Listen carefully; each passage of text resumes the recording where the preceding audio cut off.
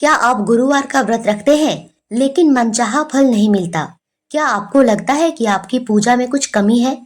क्योंकि गुरुवार का व्रत एक ऐसा व्रत होता है जो सबसे ज्यादा फलित होता है, लेकिन फिर भी अगर आपकी कोई मनोकामना या आपकी इच्छा पूरी नहीं हो पा रही है या आप अपनी कोई विशेष इच्छा को पूरी करना चाहते हैं, तो दोनों ही शर्तों में आप किस विधि से भगवान विष्णु की पूजा करें, कितने गुरुवार का व्रत रखें और सबसे जरूरी, गुरुवार का व्रत किस महीने से शुरू करना चाहिए, कितने व्रत रखने चाहिए और अपनी विशेष मनोकामना की पूर्ति के लिए किस विधि से पूजा करें। पूजा में केले का पेड़ और आम के पत्तों का विशेष महत्व होता है, लेकिन अगर आपके पास इन दोनों में से कुछ भी ना हो तो कैसे व्रत को करें कि आपको पूरा फल मिले। जय श्री कृष्णा, राधे राधे। मैं पूजा झा आप सबका अपने चैनल बी ब्लेस्ड एस्ट्रो में बहुत स्वागत करती हूँ, जहाँ हम सनातन धर्म से जुड़े हर व्रत त्योहारों की विधि, शुभ मुहूर्त और उस दिन को किए जाने वाले विशेष ज्योतिष उपायों की बात करते हैं। तो आज के इस वीडियो में गुरुवार के व्रत को और अधिक प्रभावशाली बनाने के लिए क्या विशेष उपाय और विशेष पूजा विधि करनी चाहिए उसके बारे में बात करेंगे, ताकि व्रत जल्दी सफल हो जाए और आपकी इच्छा पूरी हो। इसीलिए वीडियो में दी गई छोटी से छोटी जानकारी को भी ध्यान से सुनिए, तो बने रहेंगे वीडियो के अंत तक और ऐसी जानकारी पाने के लिए हमारे चैनल को सब्सक्राइब करेंगे। गुरुवार का व्रत बृहस्पति ग्रह को मजबूत बनाने का सशक्त माध्यम होता है। बृहस्पति ग्रह एक महिला या पुरुष के जीवन में धन, सुख, समृद्धि का कारक होता है। अगर संतान ना हो रही हो या फिर शादी नहीं हो रही हो या फिर पति पत्नी में आपस में प्रेम नहीं है और इसके साथ संपत्ति अगर नहीं जुड़ रही हो, नौकरी नहीं मिल रही हो, तो इन चीजों को सुधारने के लिए, बेहतर करने के लिए गुरुवार का व्रत जरूर करें।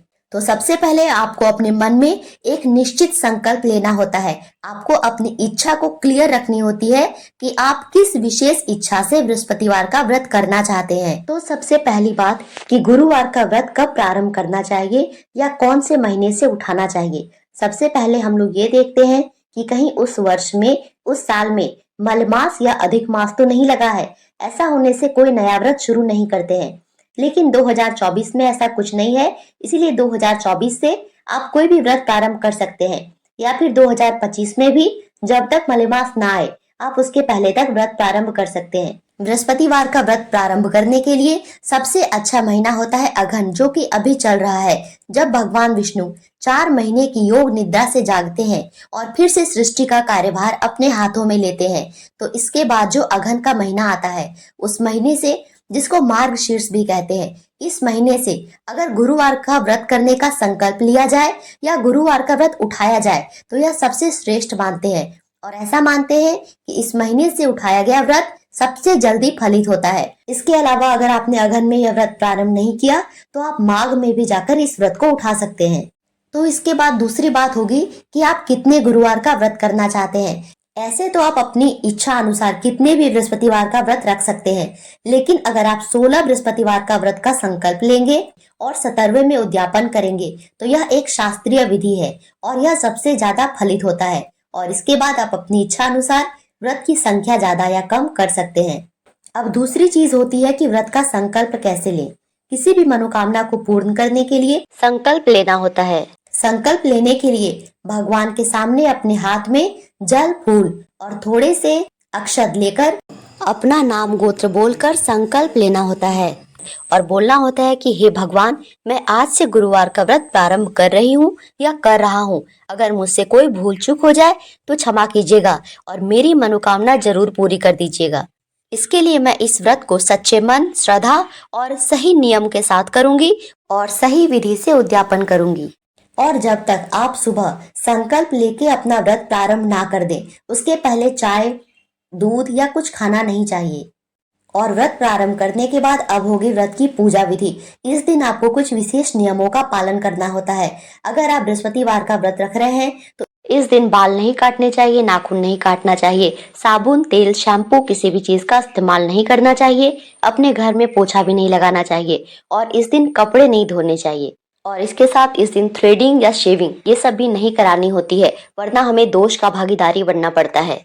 इस दिन नहाने के जल में थोड़ा सा गंगा जल और एक चुटकी हल्दी डालकर स्नान करना चाहिए और इसके बाद पीला वस्त्र ही पहनना चाहिए। आप पहले से ही एक नया पीला वस्त्र लाकर रख लें, जिसको आप हर बृहस्पतिवार के दिन ही पहनेंगे। और इसके बाद भगवान विष्णु के लिए एक अलग से चौकी स्थापित करें, उस पे एक पीला कपड़ा बिछाएं और उस पर भगवान विष्णु की फोटो रखें या मूर्ति जो आपके पास है रख कर पूजा कर सकते हैं। इस पूजा में कलश बनाने का विशेष महत्व होता है, तो आप अपने घर के पूजा का कोई लोटा भी ले सकते हैं या फिर मिट्टी का कलश ले सकते हैं। एक लोटा ले लीजिए और उसमें 5 टीका सिंदूर का लगा दीजिए और उसके बाद उसको कंठ तक जल से भरेंगे। उसमें हल्दी, अष्टगंध, पीली चंदन, चने की दाल और गुड़ डालेंगे और कलश के नीचे थोड़ा सा चावल रखकर उसके ऊपर कलश स्थापित करेंगे। कलश के ऊपर 5 या 7 आम के पत्ते रखेंगे और उन पत्तों को अच्छे से धोकर उन पत्तों पर हल्दी और कुमकुम से टीका करेंगे। कलश स्थापित करने के बाद घी का दिया जलाना होता है। आप अपने सीधे हाथ की तरफ शुद्ध घी का दिया जलाएंगे और अपने बाएं हाथ की तरफ कलश रखेंगे। दिए के नीचे भी अक्षत का आसन रखेंगे।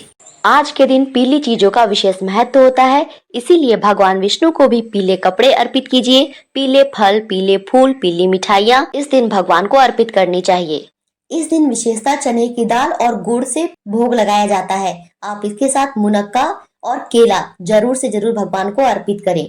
आप इसके अलावा अपने पसंद की और भी पीली चीज अर्पित कर सकते हैं। भगवान विष्णु के भोग में तुलसी पत्र रखना बिल्कुल नहीं भूलेंगे।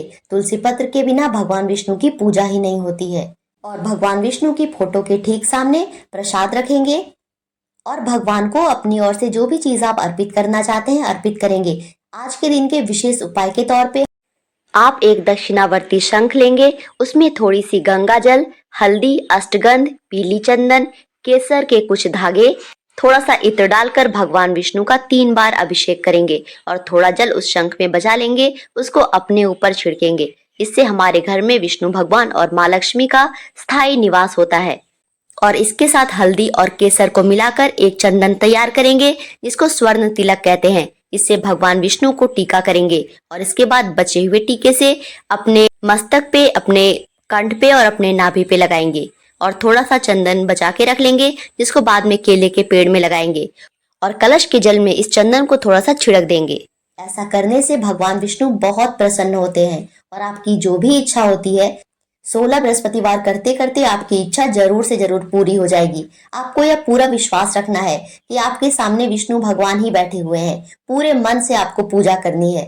सभी चीजें एक एक कर भगवान को अर्पित करने के बाद ओम नमो भगवते वासुदेवाय इस मंत्र का 108 बार जाप करें और इसके बाद अपने हाथ में जल और पुष्प लेकर बृहस्पतिवार की कथा पढ़ें और इसके बाद आरती करेंगे। लेकिन ध्यान रखेंगे कि जो दिया आपने भगवान के समक्ष प्रज्वलित किया है उस दीपक से आरती नहीं होगी। आपको आरती के लिए अलग व्यवस्था रखनी होगी।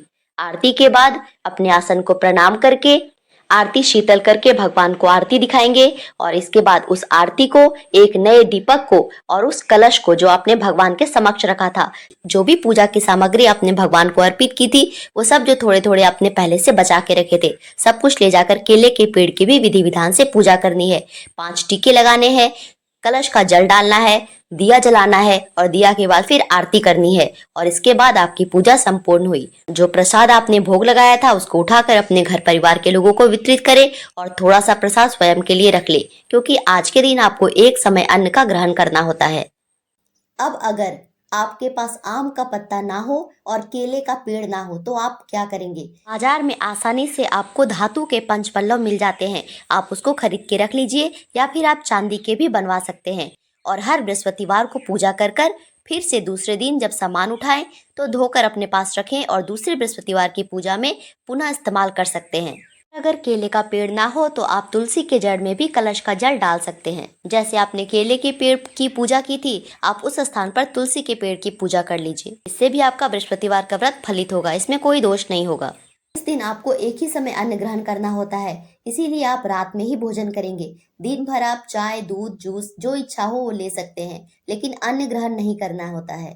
इस दिन पीला भोजन करना चाहिए। पीले भोजन में आप बेसन का हलवा बना सकते हैं और इसके साथ आप गेहूं के आटे से बनी रोटी, पूरी, पराठा कुछ भी खा सकते हैं। लेकिन आप जब आटा गूंथ रहे हो तो उसमें थोड़ी सी हल्दी मिला के गूंथेंगे, ऐसे में वह सफेद रोटी नहीं मानी जाएगी। लेकिन आपको इस दिन केला नहीं खाना है क्योंकि केले के पेड़ की पूजा की जाती है। इसी के साथ आप इस दिन पीली चूड़ियां पहन सकते हैं और अगर पीली चूड़ियां ना संभव हो पहनना तो आप पीले धागे अपने हाथों में बांध लें। बृहस्पतिवार का व्रत करने से भगवान विष्णु के साथ माँ लक्ष्मी का भी हमारे घर में स्थायी निवास होता है, जिससे खुद ही हमारे घर में धन समृद्धि बढ़ने लगती है। इसीलिए शुद्ध मन से और श्रद्धा भक्ति भाव से इस व्रत को करना चाहिए। इस व्रत को करने से न सिर्फ हम बल्कि हमारी आगे वाली पीढ़ी में भी धन समृद्धि भरी रहती है। इसीलिए गुरुवार का व्रत सबसे सरल और सभी व्रतों में सबसे उत्तम माना जाता है। इस दिन विशेष ध्यान रखें कि आपको बाल नहीं धोना है, पोछा नहीं लगाना है, साबुन सर्फ का इस्तेमाल नहीं करना है, नाखून नहीं काटना है और ना ही शेविंग वगैरह कुछ करवानी है। और आज का एक विशेष उपाय, इस दिन कोशिश करें कि आपको पैसे खर्चने की जरूरत ना पड़े। आपको जिनको भी पैसे देने हैं आप उनको एक दिन आगे या एक दिन पीछे दे दीजिए, लेकिन कोशिश कीजिए कि बृहस्पतिवार के दिन आपको कम से कम पैसे खर्च करने पड़े। और अगर आपके द्वार पे कोई भी भिखारी या कोई भी जरूरतमंद जानवर ही सही आए तो उसे कुछ न कुछ जरूर खिलाएं। भगवान विष्णु किसी भी रूप में हमारे पास आ सकते हैं, इसका हमें विशेष ध्यान रखना होता है। व्रत किए हो तो इस दिन अच्छा बोलें, किसी का अपमान ना करें, सबका आदर करें। और फिर शुक्रवार के दिन सुबह उठकर नहा धोकर चौकी को समेट लेना है, विष्णु भगवान की फोटो को वापस से अपने स्थान पे रख देना है, फूल वगैरह जो भी है उसको जल प्रवाह कर देना है और सबसे पहले कुछ मीठा खाने के बाद नमक से अपने व्रत का पारण करना है। तो ये थी मेरे तरफ से बृहस्पतिवार व्रत से जुड़ी बहुत सारी जरूरी जानकारी। आप इन सबको जरूर अपनाएं और अपने बृहस्पतिवार को फलित बनाएं। 16 बृहस्पतिवार करने के बाद 17वें में उद्यापन करें। आशा करती हूँ कि भगवान विष्णु आपकी सभी मनोकामना पूर्ण करे। और अगर मेरी वीडियो आपको अच्छी लगी हो तो मेरे वीडियो को लाइक और चैनल को सब्सक्राइब करना मत भूलिएगा। वीडियो देखने के लिए धन्यवाद। राधे राधे।